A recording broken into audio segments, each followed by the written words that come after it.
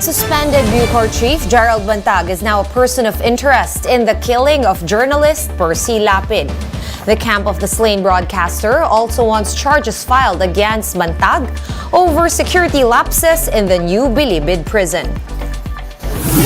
President Marcos appointed former PNP Chief Camilo Coscolan to the DOH as Undersecretary. But a group of healthcare workers insist that he is not qualified for the post. Several passengers were left stranded at the Mactan Cebu International Airport after a Korean Air plane overshot the runway. And in the United Kingdom, Boris Johnson drops his comeback bid as Prime Minister in an effort to unify the Conservative Party.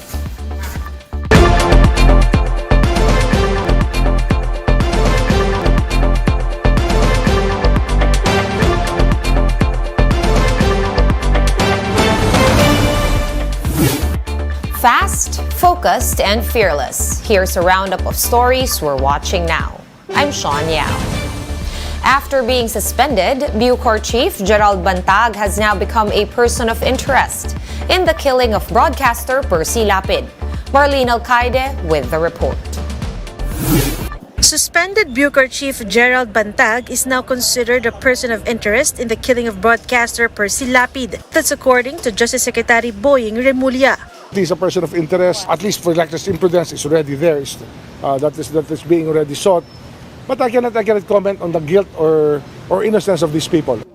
Bantag has been suspended following the death of an alleged middleman inside the Bilibid. Mabasa Family's legal counsel, Berteni Kausing, revealed that they are also planning to file cases against Bantag. Sapagkat naging pabaya siya at nakalusot ang cellphone.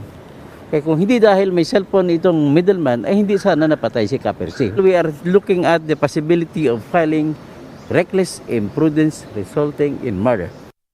Preliminary investigations into the murder charges against gunman Joel Escorial and other suspects kicked off on Monday.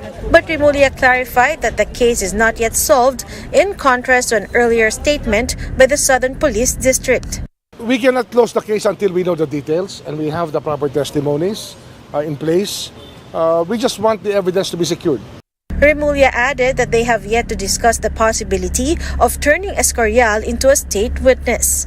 I cannot discuss that matter yet. It is with the prosecution staff who will decide who will be the state witnesses will be. There are prerequisites for them to be qualified.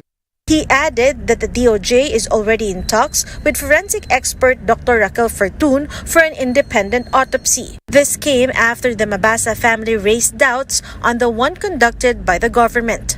Ang autopsy kasi ng NBI, hindi mo sabi na meron, hindi mo sabi na wala. So parang neutral lang, parang baliwala. Pero knowing the comments of Dr. Raquel Fortun, parang medyo mahirap kasi unang walang timelines na nilagay kung anong oras yung autopsy. At ang kinalulungkot niya, bakit iginawa yung autopsy after the embalmation? The alleged middleman died last October 18, the same day the gunman was presented to the public. For News 5, Marlene Alcaide, we are One News. And some passengers were left stranded after a Korean Air plane overshot the runway of the Mactan Cebu International Airport on Sunday night.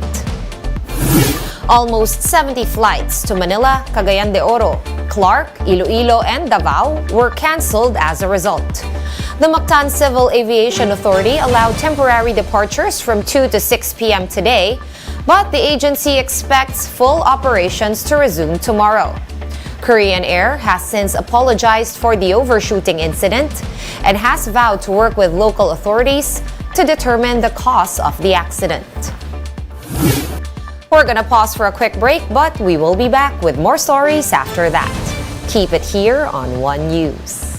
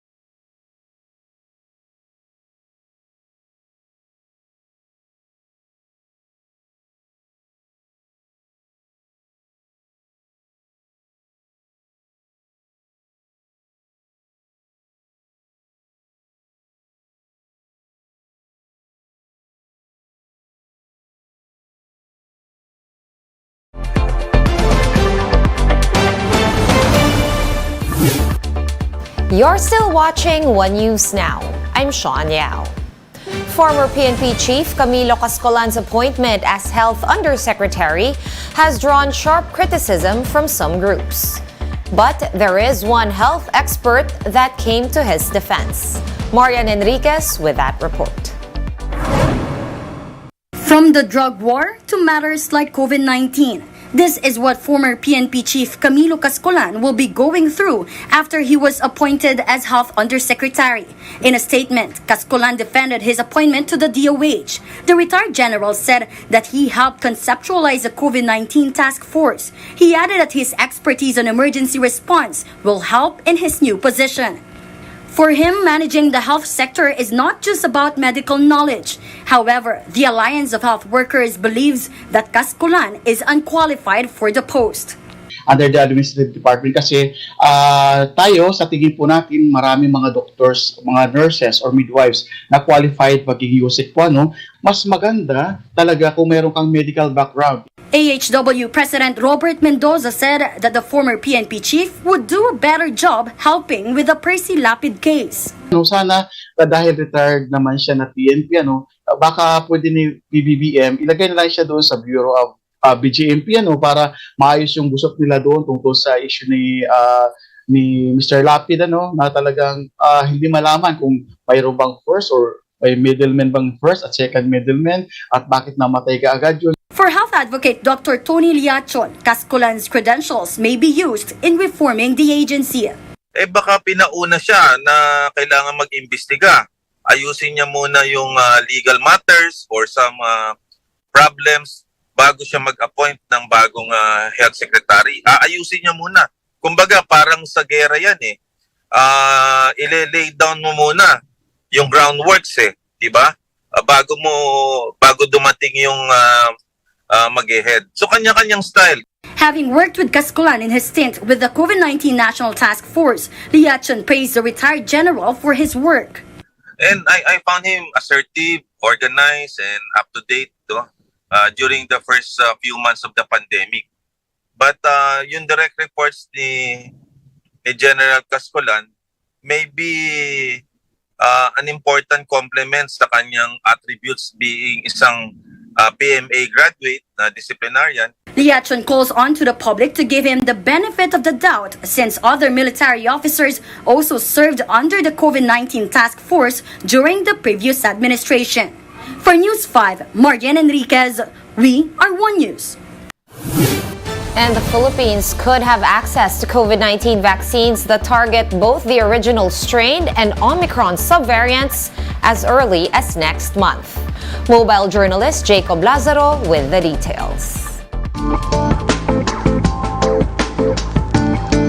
With local transmission of the new Omicron subvariants XBB and XBC confirmed, the holidays could be threatened yet again by another spike in cases. Fortunately, Filipinos could soon counter this with the updated COVID-19 vaccines. Moderna Senior Vice President Patrick Birdstead confirmed that the Philippines could get its new bivalent vaccines as early as November this year. A bivalent vaccine combines the original strain with the previous ones like that of Delta and Omicron. And recent data has demonstrated that this bivalent vaccine provides superiority of protection than the original vaccine. Government and experts across the world recognize the urgency of getting the new vaccines. This is due to the continuous mutation of the virus since 2020. Bergstead assured the public that the bivalent vaccines do not pose any new or concerning side effect. He added that these are already being used in other countries, such as Taiwan and Southern Korea. These vaccines have been extremely well studied in hundreds of millions of people around the world. And so, yes, there are side effects, which are usually transient over a 24 and 48-hour period. Moderna is now in talks with the health department on the needed documents and data. Once the filing process has been completed, the Food and Drug Administration will conduct a regulatory review and make the vaccines available. And we hope to be able to provide the best Christmas gift so that people can gather safely and with confidence with their families over the holiday period. While the new vaccines have yet to arrive, experts still urge the public to get the available jabs. This as the current shots still provide protection against severe and critical COVID-19 infections. Mobile journalist Jacob Lazaro, we are One News.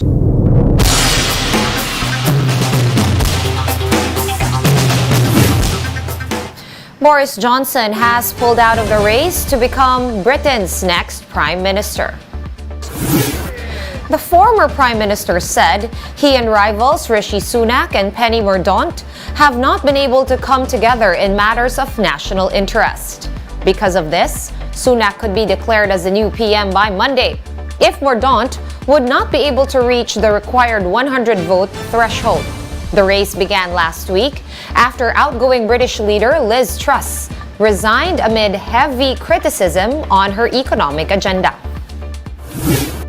For more updates, visit News 5, the Philippine Star, and Business World online.